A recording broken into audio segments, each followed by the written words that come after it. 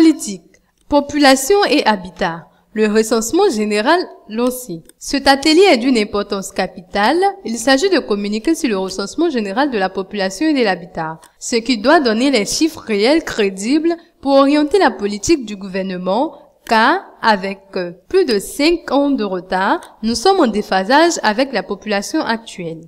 C'est une importante opération qui va coûter plus de 12 milliards de francs CFA à l'État ivoirien. J'invite donc tous les participants à l'atelier à considérer l'opération comme l'affaire de tous. Le recensement général de la population et de l'habitat permettra aux partenaires au développement de cadrer leurs investissements, a indiqué d'emblée le ministre d'État, ministre du Plan et du Développement, Albert Mabrito-Aqueuse, à l'ouverture de l'atelier média d'appropriation de la stratégie de communication du RGPH 2013, vendredi dernier à Grand-Bassam. L'objectif visé par ces services, dont l'Institut national de la statistique, INS, qui a en charge l'organisation de cette opération, est d'obtenir l'adhésion de toutes les composantes de la population lors du déroulement des différentes phases. Ce recensement, qui débutera le 4 novembre pour prendre fin le 3 décembre 2013, consistera à dénombrer toutes les personnes vivant sur le territoire national, sans distinction de sexe, d'âge, de nationalité, et de faire l'état de leur santé et surtout l'inventaire des caractéristiques de leur habitat. Ibrahim Ba, directeur général de l'INS et directeur exécutif du RGPH 2013, a indiqué que cette opération se fera en plusieurs étapes.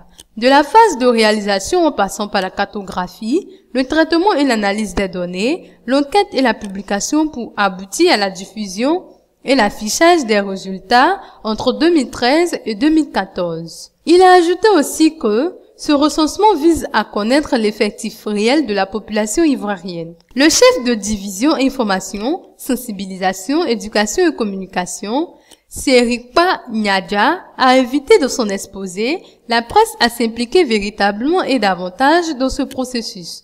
Notons que ce recensement intervient après plus d'une décennie de crise politico-militaire qu'a connue la Côte d'Ivoire et qui a engendré un déplacement massif des populations et une fracture sociale avec son corollaire de méfiance et de suspicion. Quant au secrétaire technique permanent, Abbas Sanoussi, il a demandé aux populations de réserver un accueil chaleureux aux agents recenseurs.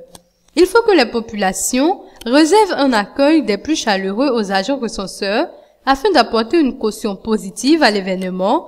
Nous vivons certes une situation d'insécurité, mais des dispositions nécessaires et sécuritaires ont été prises pour son bon déroulement, a-t-il indiqué. Il faut rappeler que depuis l'indépendance de la Côte d'Ivoire, il a été réalisé seulement 3 recensements généraux, dont le premier a eu lieu en 1975, le second en 1988 et le troisième en 1998. Et pour cette 4e opération post-crise, les responsables de l'INS ont invité tous les communicateurs à adopter une attitude coopérative durant le processus du RGHP 2013 et à s'engager notamment dans l'opérationnalisation de la stratégie de communication.